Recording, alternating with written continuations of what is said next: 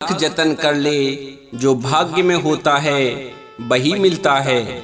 जय श्री कृष्णा भक्तों, स्वागत है आप सभी का सत्यार्थ दर्शन यूट्यूब चैनल में।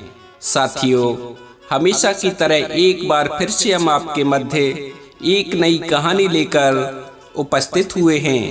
आज की कहानी बड़ी ही महत्वपूर्ण और शिक्षाप्रद कहानी है। आज की कहानी से आपको बहुत कुछ जानने और सीखने के लिए मिलेगा।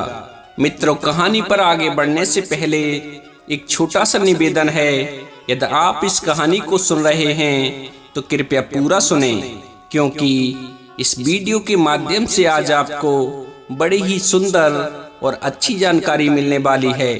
तो चलिए साथियों, आपका और अधिक समय न लेते हुए सीधे आ जाते हैं आज की कहानी पर और आपको बताते हैं कि कैसे जो हमारे भाग्य में होता है वो हमको मिलकर ही रहता है। भक्तों, बहुत समय पहले की बात है। किसी नगर में एक किसान रहता था। वह किसान बड़ा ही निर्धन था। उसके परिवार को 2 जून की रोटी भी बड़ी मुश्किल से नसीब हो पाती थी और इस तरह वो किसान का परिवार बड़ी गरीबी में अपना जीवन गुजार रहा था। कुछ दिनों के बाद में उस किसान के घर में एक बच्चे का जन्म हुआ। जब किसान के घर में बच्चे ने जन्म लिया तो बच्चा पाकर किसान और किसान की पत्नी बहुत प्रसन्न हुए। उनकी खुशी का कोई ठिकाना नहीं रहा, क्योंकि शादी के कई साल गुजरने के बाद उनके आंगन में बच्चे की किलकारी गूंजी थी। जब आसपास के लोगों को ये पता चला कि किसान के घर में बच्चे का जन्म हुआ है, तो आस पड़ोस के लोग और नाते रिश्तेदार किसान की पत्नी को बधाई देने के लिए उसके घर आने लगे। जश्न का माहौल था। उस किसान के घर में खूब खुशियां मनाई जा रही थीं।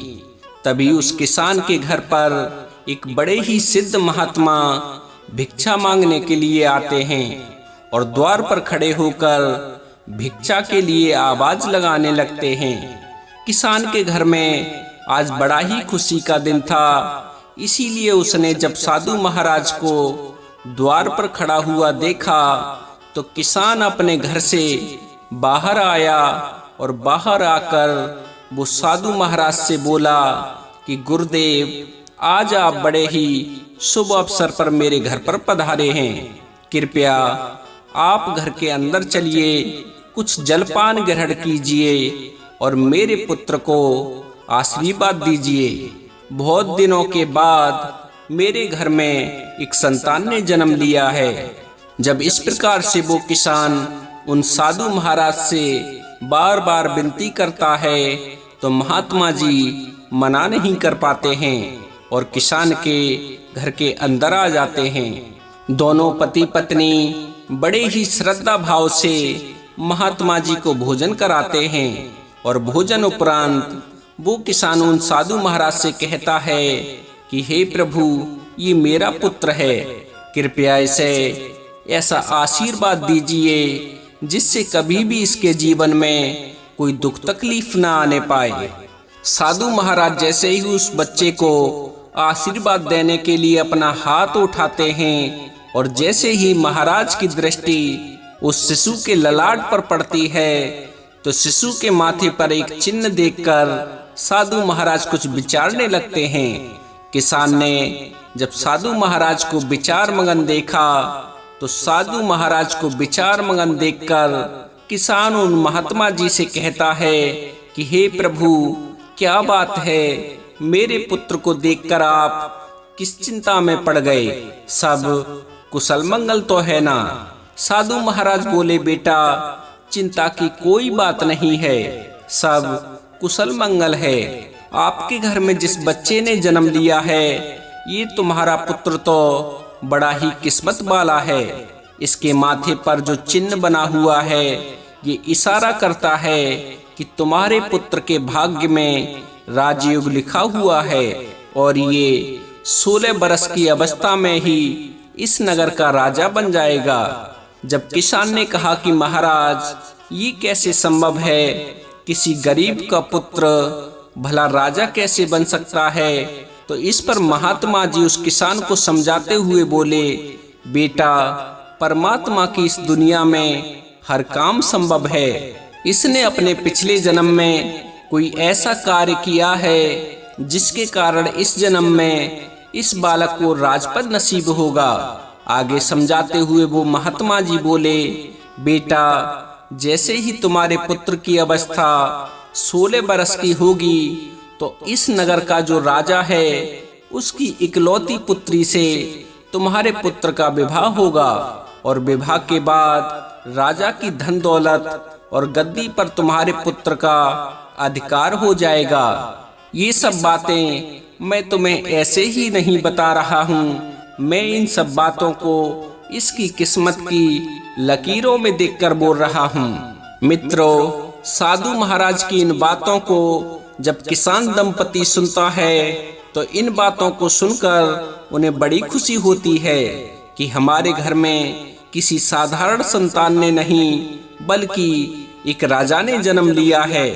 जब इस बात की खबर नगरवासियों को चलती है कि किसान का बेटा एक दिन इस नगर का राजा बनेगा तो दूर दूर से लोग कौतूहलवश किसान के पुत्र के दर्शन के लिए उसके घर आने लगते हैं। भक्तों, इधर तो किसान के घर पर दूर दूर से लोग आ रहे थे, उधर जो उस नगर का राजा था जिसकी पुत्री के साथ में साधु ने विवाह की भविष्यवाणी की थी, वही राजा शिकार खेलने के लिए जंगल को जाता है और जंगल में जाकर अपना शिकार तलाश करने लगता है। तभी राजा की दृष्टि एक हिरन पर पड़ती है। हिरन देखकर राजा अपना घोड़ा उस हिरन के पीछे दौड़ा देता है और उस हिरन का पीछा करते हुए राजा बहुत दूर निकल जाता है। उसके साथ में जो सैनिक थे वो भी पीछे छूट जाते हैं।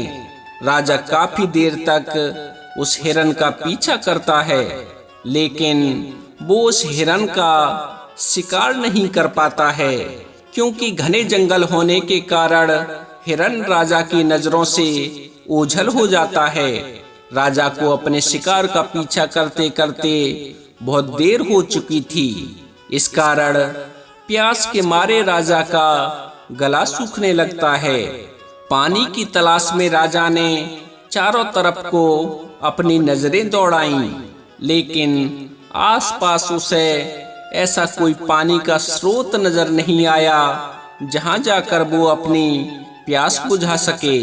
पानी की तलाश में राजा जब कुछ और आगे बढ़ता है तो उसे एक गांव नजर आता है। मित्रों, ये वही गांव था जिस गांव में उस किसान के घर में एक बच्चे ने जन्म लिया था।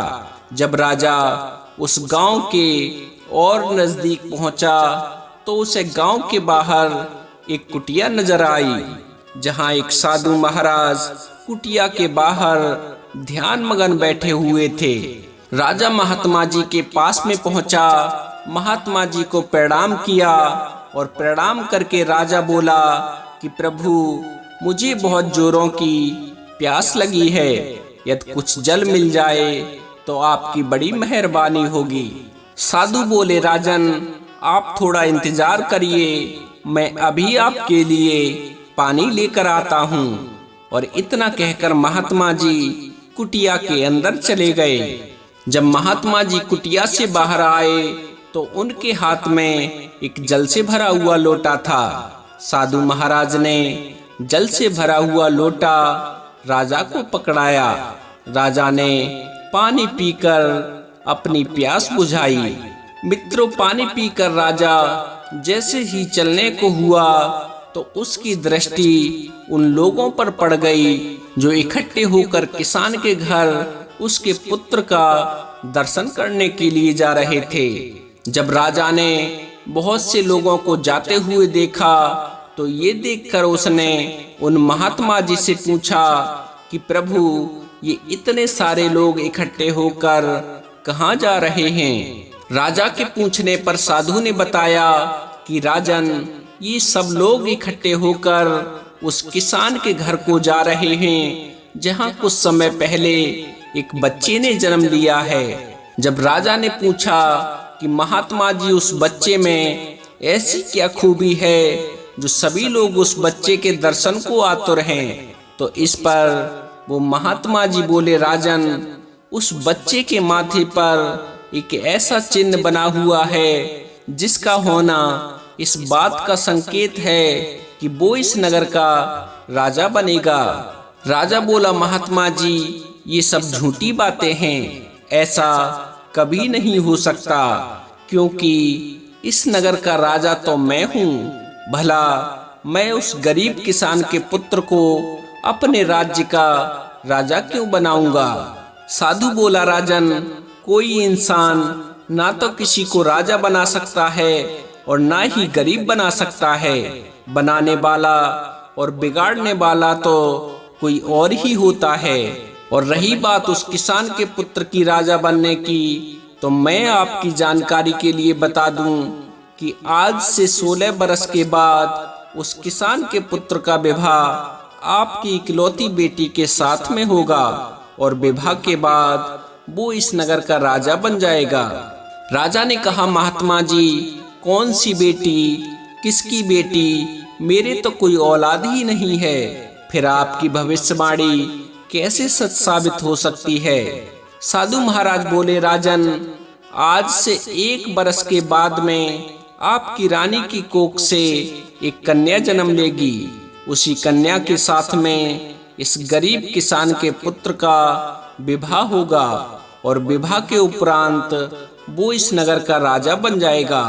भक्तों, साधु महाराज के मुख से जब वो राजा इन बातों को सुनता है तो इन बातों को सुनकर वो खुश भी होता है और दुखी भी होता है। खुश इसीलिए होता है क्योंकि राजा निसंतान था। जब उसे पता चलता है कि उसके घर में भी एक कन्या जन्म लेगी, वो भी एक बेटी का बाप बनेगा, तो ये जानकर राजा को बड़ी खुशी हुई। लेकिन उसके दुख का कारण ये था कि जैसा साधु महाराज ने बताया था कि तुम्हारी पुत्री का विवाह गरीब किसान के बेटे से होगा, तो ये जानकर राजा दुखी हो जाता है और उसे गुस्सा भी आता है। राजा अपने मन में विचार करता है कि आखिर एक मामूली से किसान का बेटा मेरा दामाद कैसे बन सकता है? मैं कदापि भी ऐसा नहीं होने दूंगा। मित्रों, ये विचार कर राजा उन साधु महात्मा से कहता है कि आपको क्या लगता है, एक मामूली से किसान के बेटे के साथ में मैं अपनी पुत्री का विवाह कर दूंगा? महात्मा ने कहा कि राजन, जो उस बच्चे के भाग्य में लिखा हुआ है उसे कोई नहीं मिटा सकता, क्योंकि विधाता का लिखा तो पत्थर की लकीर होता है, कोई उससे छेड़छाड़ नहीं कर सकता। भक्तों, उस राजा को अपनी ताकत पर बड़ा ही घमंड था। उसने कहा कि महात्मा जी, चाहे कुछ भी हो जाए, मैं अपनी बेटी का विवाह उस 2 कौड़ी के किसान के बेटे से हरगिज नहीं होने दूंगा। और रही बात विधाता के लिखे की, तो मुझ में इतनी सामर्थ्य है कि मैं उस विधाता के लिखे को भी मिटा के रख दूंगा। महात्मा जी ने मुस्कुराते हुए कहा कि राजन, मैं भी यही हूँ और आप भी यही हो। पहले वो समय आने दो, फिर देखते हैं कि क्या होता है, कौन किस पर भारी पड़ता है। राजा ने कहा, ठीक है महात्मा जी, समय आने दो, फिर आप देखना। और ये कहकर राजा साधु महाराज को प्रणाम करके अपने घोड़े पर सवार होकर अपने महलों को चल देता है। महल पहुंचकर राजा विचार करता है कि ऐसा क्या किया जाए जिससे लाठी भी न टूटे और सांप भी मर जाए। मैं ऐसा क्या करूं कि जिससे ऐसी नौबत ही नहीं आए कि मुझे अपनी बेटी का विवाह उस गरीब किसान के बेटे से करना पड़े। पूरी रात राजा इसी उधेड़ वन में गुजार देता है। काफी सोचने के बाद उसे एक युक्ति नजर आई। अगले दिन राजा अपना भेष बदलकर उस किसान के गांव में जाता है। गांव पहुंचकर जब उसने गांव वालों से पूछा कि उस किसान का घर कौन सा है जिस घर में कुछ दिन पहले एक बच्चे ने जन्म लिया है। तो गांव वालों ने उस गरीब किसान के घर का पता बता दिया। पता पूछकर राजा उस किसान के घर पर पहुंचा और बाहर से ही आवाज लगाई कि क्या कोई घर में मौजूद है। मित्रों, आवाज सुनकर किसान अपने घर से बाहर आता है और बाहर आकर वो आवाज लगाने वाले व्यक्ति से पूछने लगता है कि भाई आप कौन हो और किसकी तलाश में तुम मेरे घर पर आए हो। तो राजा बोला, भाई मेरा नाम सेठ लक्ष्मी चंद है और मैं बहुत दूर से चलकर तुम्हारे पास में आया हूँ। मैंने सुना है तुम्हारे घर में एक पुत्र ने जन्म लिया है जो कुछ समय बाद इस नगर का राजा बनेगा। किसान बोला, सेठ जी आपने ठीक सुना है, मेरे घर में एक पुत्र ने जन्म लिया है जिसके माथे पर चंद्रमा बना हुआ है और एक साधु ने मुझे बताया है कि आपके पुत्र का विवाह इस नगर के राजा की बेटी से होगा और वह इस नगर का राजा बनेगा।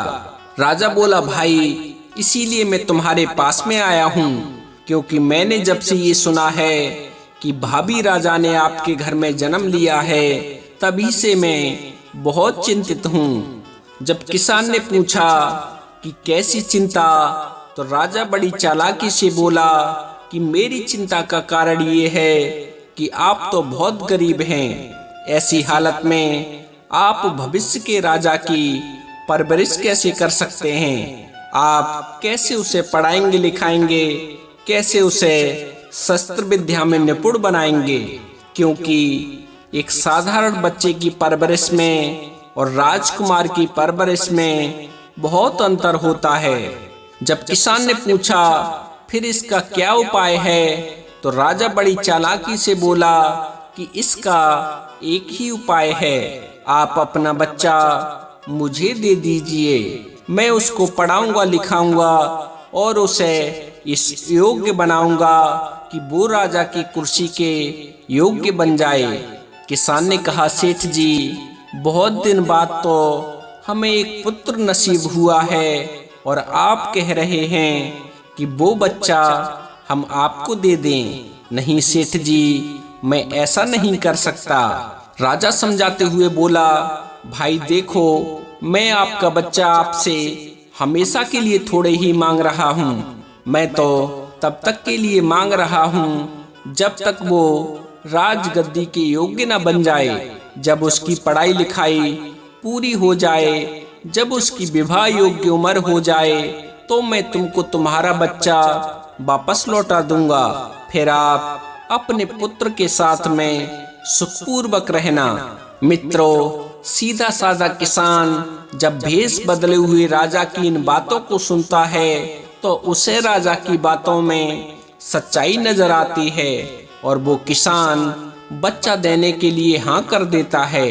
उस बेचारे को नहीं पता था कि ये सेठ के भेष में इस नगर का राजा है और उसकी इन बातों के पीछे कुछ और ही मंशा छुपी हुई है।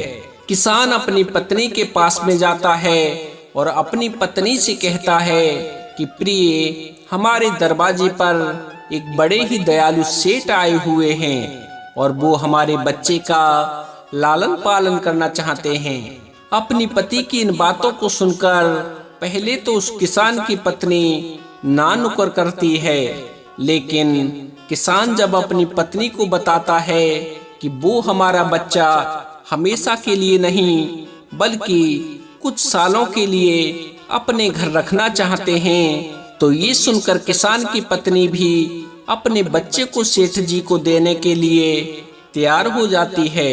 दोनों पति पत्नी अपने कलेजे के टुकड़े को लेकर घर के बाहर आते हैं और सेठ बने हुए राजा को अपना बच्चा देते हुए कहते हैं कि सेठ जी, हम अपना बच्चा तो आपको दे देंगे, लेकिन हमारी एक शर्त है। जब सेठ बने राजा ने पूछा क्या शर्त है, तो किसान की पत्नी बोली कि जब मेरा बेटा 16 बरस का हो जाए तो तुम्हें हमारा बच्चा वापस करना होगा। यदि आपको हमारी ये शर्त मंजूर हो तो ही हम तुम्हें अपना बच्चा दे सकते हैं।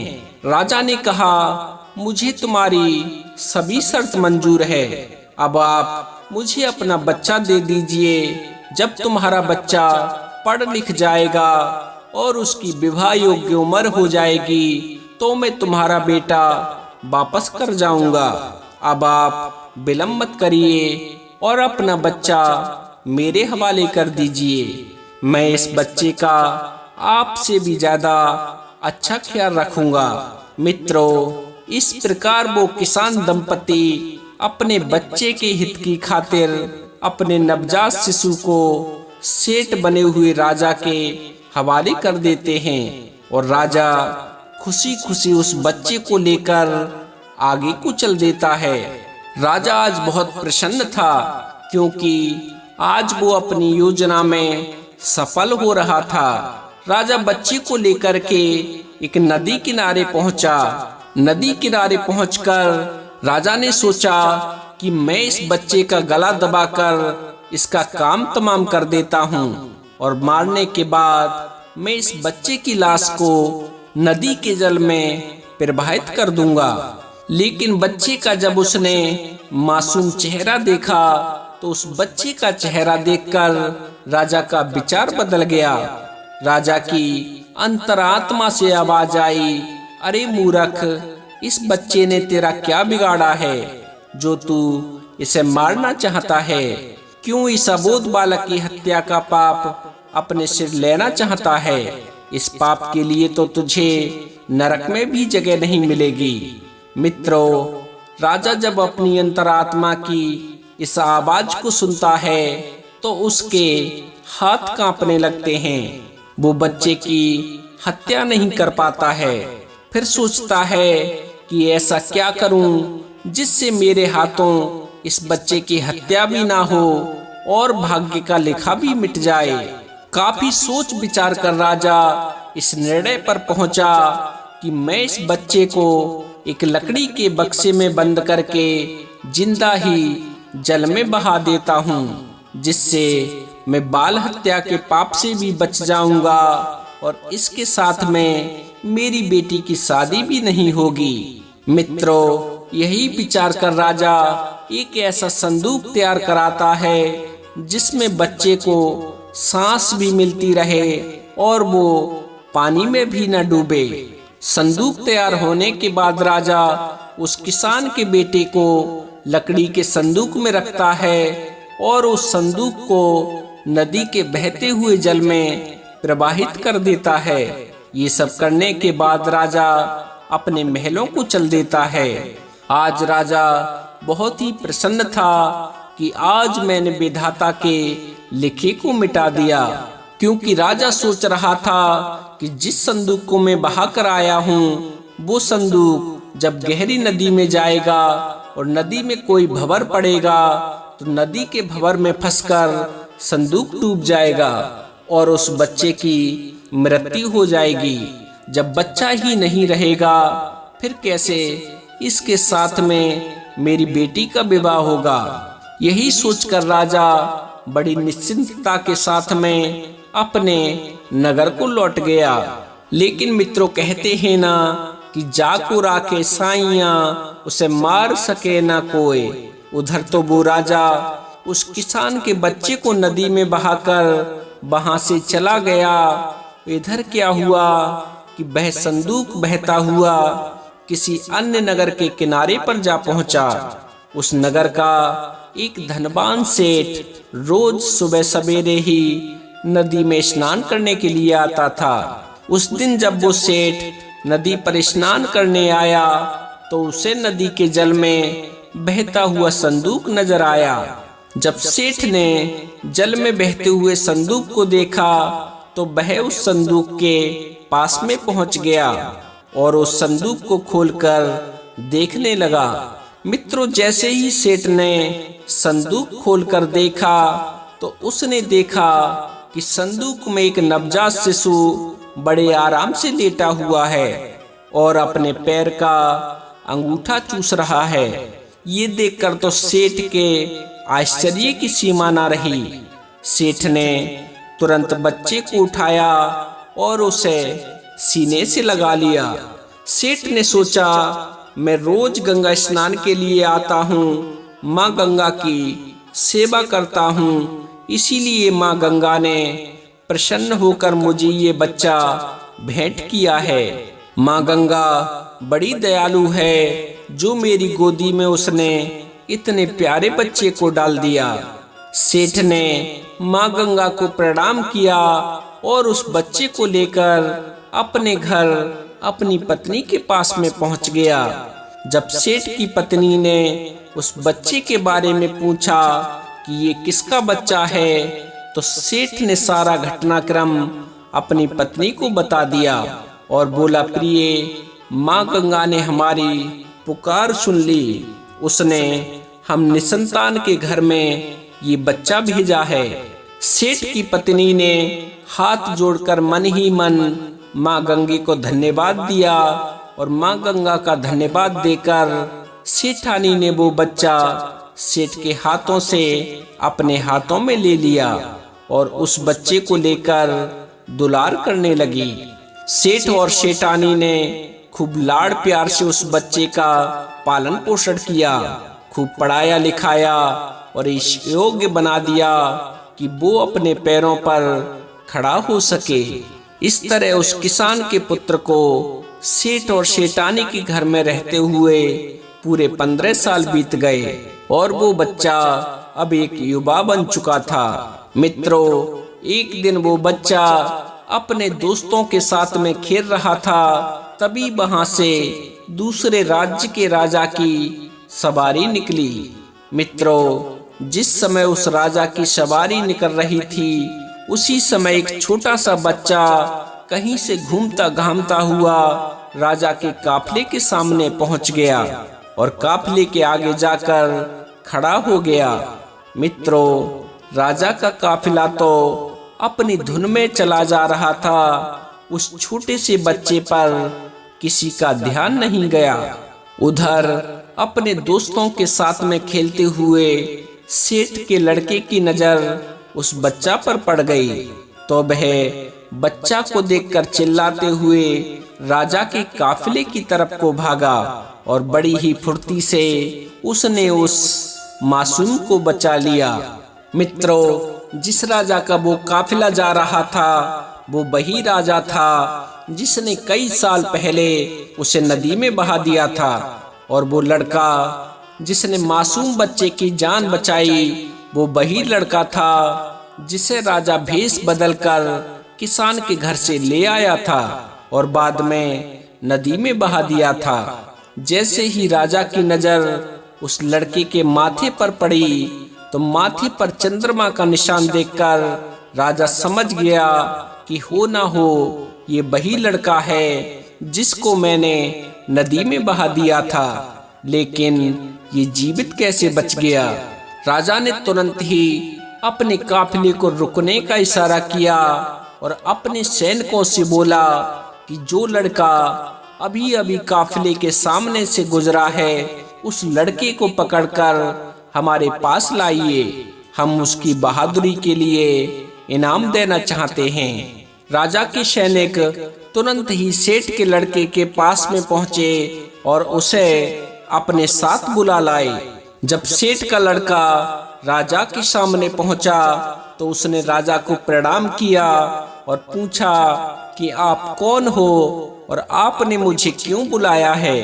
राजा बोला, बेटा, हम तुम्हारे पड़ोस के राज्य के राजा हैं और तुम्हारी बहादुरी के लिए हम तुम्हें पुरस्कार देना चाहते हैं। हम तुम्हें कोई इनाम दें, उससे पहले हम आपसे कुछ सवाल पूछना चाहते हैं। सेठ का लड़का बोला, कहिए राजन, आप मुझसे क्या पूछना चाहते हो। तो राजा बोला, बेटा, तुम्हारा कौन सा गांव है, कौन तुम्हारे माता पिता हैं और तुम्हारे माथे पर ये चंद्रमा का निशान कैसा है। राजा के पूछने पर वो लड़का कहता है कि हे राजन, मैं पड़ोस के गांव में रहता हूँ और मेरे पिता दया शंकर बहुत ही धनवान सेठ हैं और आप जिस निशान की बात कर रहे हैं, ये निशान तो मेरे माथे पर बचपन से है, लेकिन आप ये सब क्यों पूछ रहे हो? राजा ने कहा, बस ऐसे ही, कोई खास बात नहीं है। फिर राजा उस लड़के से बोला कि हम आपके माता पिता से मिलना चाहते हैं, क्या तुम हमें अपने माता पिता से मिलवाने के लिए अपने साथ ले चलोगे? लड़का बोला, क्यों नहीं राजन, ये तो हमारा बड़ा सौभाग्य होगा कि आप हमारे घर पर पधारें। चलिए राजन, मैं अभी तुम्हें अपने माता पिता से मिलवाने के लिए ले चलता हूँ। मित्रों, इस प्रकार वो राजा इस बात की पुष्टि करने के लिए कि ये बच्चा वही है जिसे मैंने नदी में बहाया था, उस लड़के के साथ सेठ दयाशंकर के घर पर जाता है। सेठ जी जब अपने पुत्र के साथ में किसी राजा को आता हुआ देखते हैं तो सोचने लगते हैं कि ऐसा क्या हो गया जो किसी दूसरे राज्य का राजा मुझसे मिलने के लिए मेरे घर आ रहा है। जब राजा सेठ जी के पास में पहुंच गया तो सेठ जी ने राजा से पूछा कि महाराज, आप किस नगर के राजा हैं और किस प्रयोजन से आप मेरे द्वार पर पधारे हैं? राजा कहता है कि सेठ जी, मैं आपके पड़ोस के राज्य का राजा हूँ और मैं आपके घर आपको बधाई देने के लिए आया हूँ। जब सेठ ने पूछा किस बात की बधाई, तो राजा बोला, सेठ जी, आपका बेटा बड़ा ही बहादुर है। आज इसने अपनी बहादुरी से एक मासूम बच्चे की जान बचाई है। सेठ जब राजा के मुख से अपने पुत्र की प्रशंसा सुनता है तो उसका सीना चौड़ा हो जाता है। सेठ राजा से कहता है कि हाँ महाराज, मेरा बेटा तो बचपन से ही बहादुर है और जब से ये हमें मिला है तब से हमारे घर में बरकत ही बरकत है। राजा ने कहा कि आपको मिला है, मैं समझा नहीं, आपके कहने का क्या मतलब है? तो सेठ कहने लगा कि महाराज, अब आपसे क्या छुपाना, ये मेरा असली बेटा नहीं है, ये तो मुझे नदी किनारे एक संदूक में पड़ा हुआ मिला था। मित्रों, राजा को जब ये पता चलता है कि ये वही लड़का है जिसे कुछ साल पहले उसने नदी में बहा दिया था, तो ये सुनकर राजा चिंता में पड़ जाता है। कुछ देर सोचने के बाद राजा उस सेठ से कहता है कि सेठ जी, मैं आपके पुत्र की बहादुरी का कायल हूँ और मुझे अपनी बेटी की सुरक्षा के लिए ऐसे ही बहादुर लड़कों की आवश्यकता है। यदि आप आज्ञा दें तो मैं आपके लड़के को अपने यहाँ नौकरी पर रखना चाहता हूँ। सेठ ने कहा, राजन, ये तो बड़ी ही अच्छी बात है कि मेरा बेटा आप जैसे राजा के यहाँ नौकरी करेगा, मैं इसके लिए सहमत हूँ। मित्रों, सेठ की सहमति मिलने के बाद वो राजा एक चिट्ठी लिखता है। चिट्ठी लिखने के बाद वो राजा उस चिट्ठी को एक लिफाफे में बंद करता है, उस पर अपनी मोहर लगाता है और अपने हस्ताक्षर करता है। ये सब करने के बाद राजा सेठ के लड़के से कहता है कि बेटे, मैं तो अभी किसी काम से दूसरे राज्य को जा रहा हूँ, तुम इस चिट्ठी को लेकर मेरे राज्य चले जाओ और इस चिट्ठी को महारानी को पकड़ा देना। चिट्ठी पढ़ते ही महारानी तुम्हें नौकरी दे देगी। मित्रों, इधर तो राजा अपने काफिले को अपने साथ में लेकर आगे बढ़ जाता है, उधर वो सेठ का लड़का राजा के नगर को चल देता है। चलते चलते सेठ का लड़का एक घने जंगल में पहुंचा। जंगल में पहुंचकर वो लड़का मार्ग भटक गया और मार्ग भटककर वो दूसरी दिशा में बढ़ गया। मित्रों, जिस मार्ग पर वो आगे बढ़ रहा था वो रास्ता डाकुओं के अड्डे पर जाता था और इस प्रकार वो चलते चलते डाकुओं के अड्डे पर पहुंच गया। वहां पहुंचकर उसकी नजर एक झोपड़ी के ऊपर पड़ी। झोपड़ी को देखकर सेठ के लड़के ने अपने मन में विचार किया कि क्यों ना आज की रात इस झोपड़ी में ही ठहर कर बिताई जाए। मित्रों, ये विचार कर सेठ के लड़के ने झोपड़ी की तरफ को अपने कदम बढ़ा दिए। जैसे ही वो लड़का उस झोपड़ी के अंदर पहुंचा और जैसे ही उसने झोपड़ी के अंदर को झांका तो अंदर का नजारा देखकर वो हैरान रह गया, क्योंकि जो झोपड़ी बाहर से टूटी फूटी नजर आ रही थी, उस झोपड़ी के अंदर नीचे जाने के लिए सीढ़ियां बनी हुई थी और उन सीढ़ियों का दूसरा सिरा एक आलीशान महल तक जाता था। मित्रों, जैसे ही वह लड़का सीढ़ियां उतरकर नीचे महल में पहुंचा तो उसने देखा कि एक बूढ़ी महिला खाना बना रही है। जब उस बुढ़िया की नजर उस लड़के पर पड़ी तो लड़का देखकर वो बुढ़िया बोली कि बेटा, तुम कौन हो, कहां से आए हो और बिना इजाजत तुम अंदर कैसे प्रवेश कर गए। सेठ के लड़के ने सारा घटनाक्रम उस बुढ़िया को बताया और कहा कि मैया, मैं रास्ता भटक कर आपके पास आ गया हूँ। यदि आप मुझे एक रात ठहरने की इजाजत दे दें तो आपकी बड़ी मेहरबानी होगी और मैं वचन देता हूँ कि प्रातः होते ही मैं यहाँ से रुखसत कर जाऊंगा। सेठ के लड़के की इन बातों को सुनकर वो बुढ़िया बोली, बेटा, तुम्हारे यहाँ रुकने में मुझे तो कोई आपत्ति नहीं है, लेकिन तुम नहीं जानते हो जिस जगह पर तुम अभी खड़े हो ये जगह डाकुओं का अड्डा है। यदि उन्हें पता चल गया कि कोई अनजान व्यक्ति हमारे अड्डे पर आया है तो वो तुम्हें जिंदा नहीं छोड़ेंगे।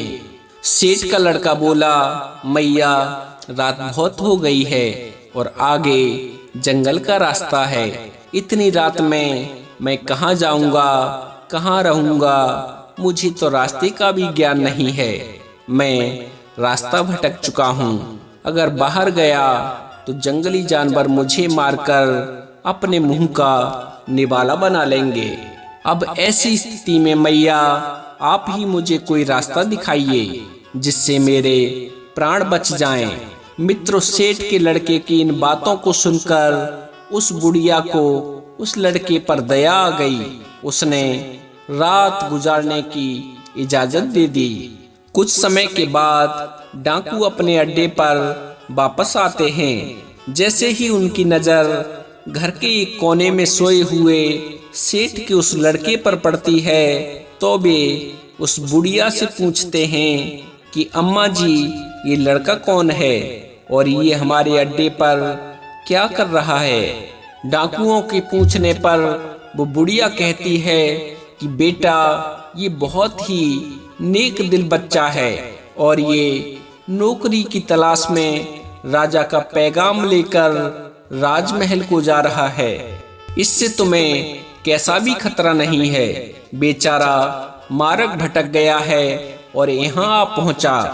डाकू बोले, मैया, तू भी कितनी भोली है, किसी को भी पनाह दे देती है। किसी ने यदि हमारे बारे में दुष्ट राजा को बता दिया तो राजा हमारा जीना दूभर कर देगा। तभी दूसरा डाकू बोला, रुको, मैं अभी इस लड़के की तलाशी लेता हूँ, कहीं ये राजा का गुप्तचर तो नहीं है। और ऐसा कहकर वो सोते हुए सेठ के लड़के की तलाशी लेने लगता है। जब डाकू सेठ के लड़के की तलाशी लेता है तो उसे सेठ के लड़के की जेब से राजा का लिखा हुआ पैगाम मिलता है, जिस पर राज्य की मोहर और राजा के हस्ताक्षर किए हुए थे। बड़ी सावधानी के साथ वो डाकू उस लिफाफे को खोलता है और लिफाफे में रखी हुई चिट्ठी को बाहर निकालकर पढ़ने लगता है। चिट्ठी पढ़कर डाकू कहता है, छी छी, हमारे राज्य का राजा कितना घटिया राजा है। जब बुढ़िया पूछती है कि बेटा, ऐसा इस चिट्ठी में क्या लिखा हुआ है जिसे पढ़कर तुम अपने ही नगर के राजा को घटिया राजा बोल रहे हो, तो बूढ़ी औरत के पूछने पर डाकू उस महिला से कहता है कि मैया, चिट्ठी में लिखा है कि रानी, जैसे ही ये लड़का तुम्हारे पास में पहुंचे और जैसे ही तुम इस चिट्ठी को पढ़ो तो चिट्ठी पढ़ने के साथ ही इस लड़के को मारकर कहीं दूर फेंकवा देना।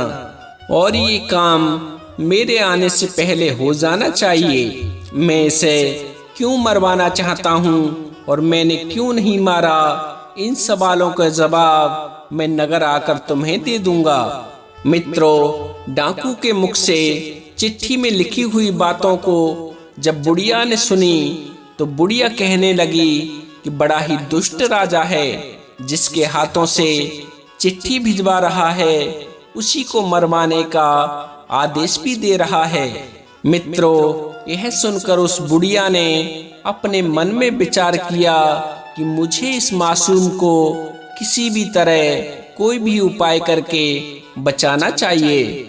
उसने डाकुओं से कहा कि तुम इस चिट्ठी को बदल दो, इस चिट्ठी के स्थान पर एक दूसरी चिट्ठी तैयार करो और उसमें लिखो कि रानी, मैं जिस लड़के को तुम्हारे पास भेज रहा हूँ ये बड़ा ही नेक लड़का है और मैंने ये लड़का अपनी पुत्री के विवाह के लिए चुना है।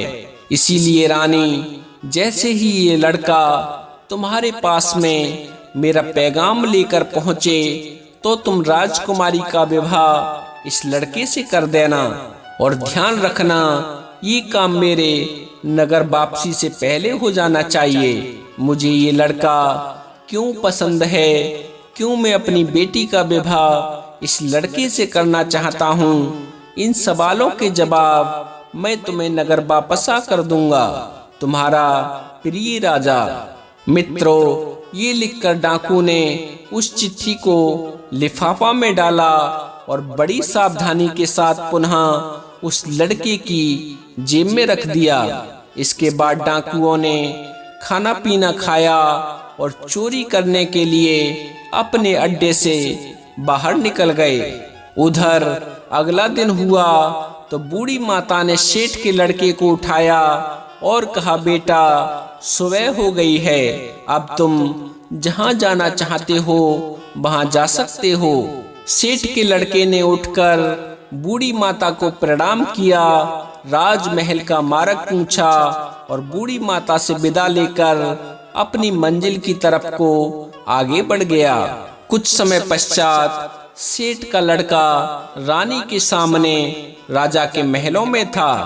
सेठ के लड़के ने महारानी से कहा कि रानी साहिबा, महाराज ने आपके नाम ये पैगाम भेजा है, आप इस चिट्ठी को पढ़ लीजिए और मुझे बताइए मुझे क्या करना है।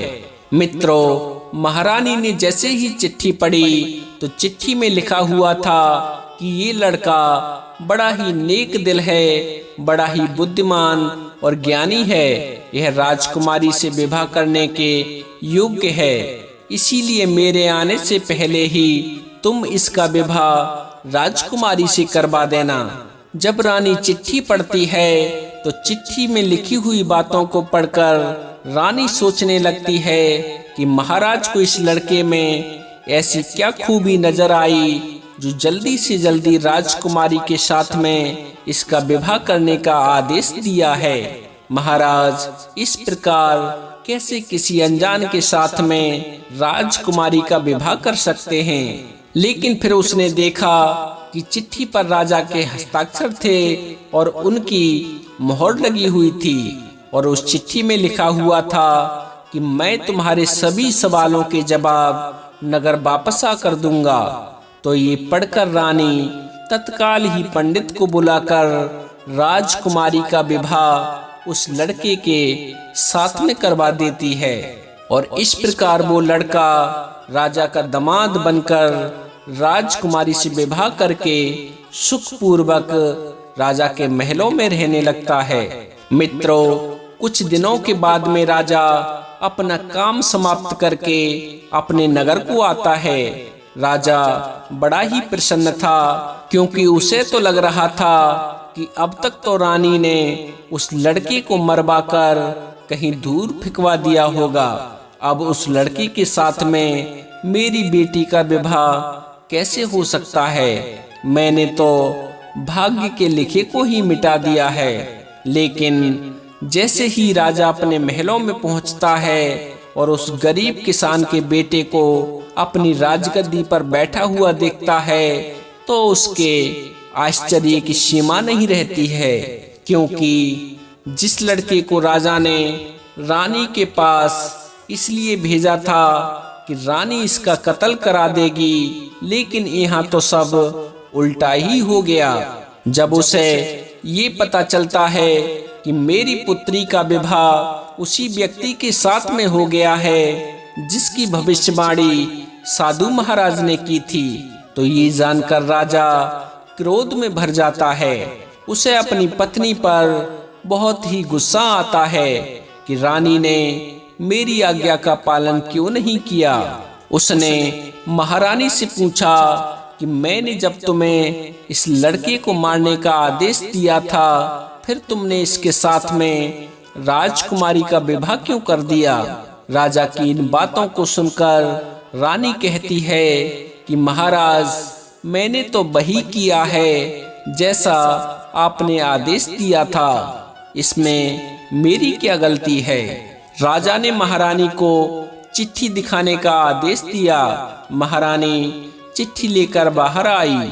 राजा ने जब चिट्ठी खोली और उस चिट्ठी में लिखी हुई बातों को पढ़ा तो देखा कि उसमें तो कुछ और ही लिखा हुआ है। ये देखकर राजा ने बड़े ही गुस्से में आकर सैनिकों से कहा कि जाओ और जाकर के उस लड़के को पकड़ कर लाओ जिसके साथ में राजकुमारी का विवाह हुआ है। सैनिकों ने तुरंत ही राजा की आज्ञा का पालन किया और उस किसान के बेटे को पकड़कर राजा के सामने ले आए।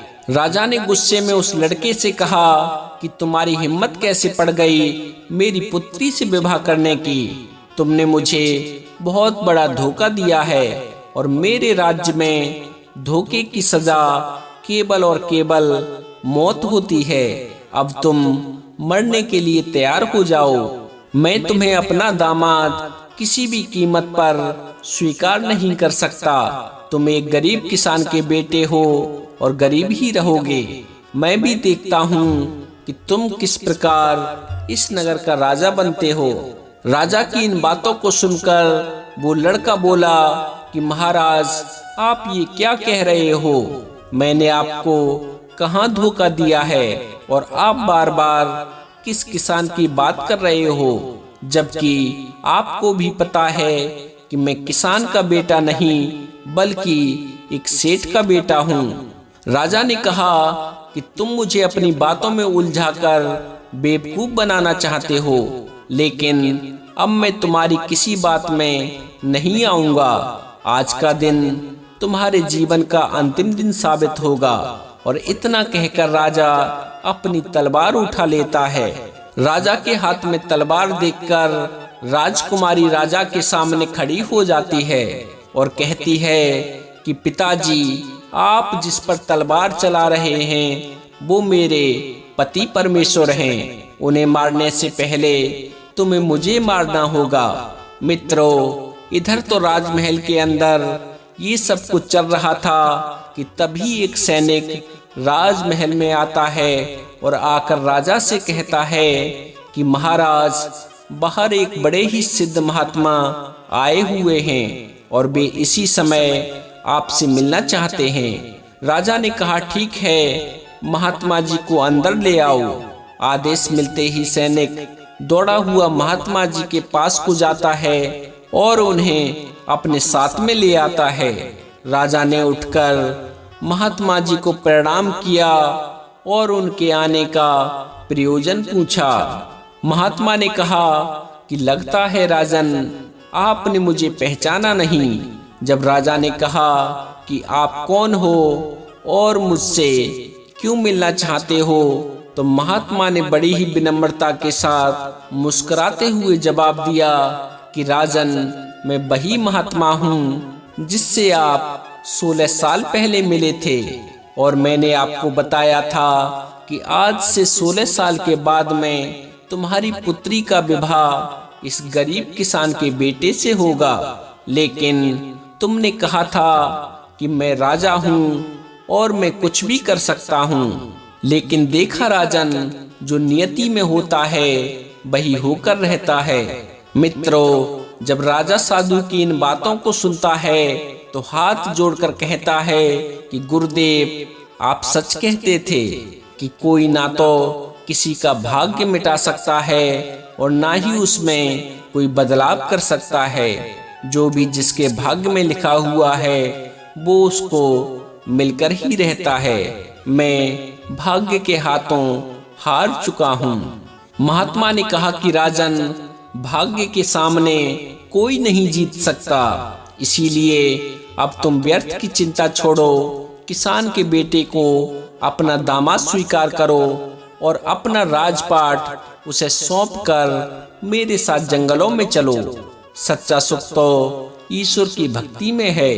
मित्रों, इस प्रकार वो राजा अपना सारा राजपाट किसान के पुत्र को सौंपकर सभी से क्षमा मांगकर महात्मा जी के साथ में जंगलों को चला जाता है। इधर किसान का बेटा उस नगर का राजा बनकर सुखपूर्वक अपना जीवन बिताने लगता है। तो मित्रों, ये थी हमारी आज की कहानी। आपको कैसी लगी कृपया कमेंट के माध्यम से हमें अवश्य बताएं। यदि कहानी पसंद आई हो तो कृपया वीडियो को लाइक करें, हमारे चैनल सत्यार्थ दर्शन को सब्सक्राइब करें और हो सके तो इस कहानी को अपने मिलने वालों के साथ में भी अवश्य साझा करें। तो साथियों, आज के लिए बस इतना ही। मिलते हैं अन्य ज्ञानवर्धक वीडियो में। तब तक के लिए आप सभी भक्तों को मेरी तरफ से जय श्री कृष्णा, जय श्री राधे, जय श्री श्याम।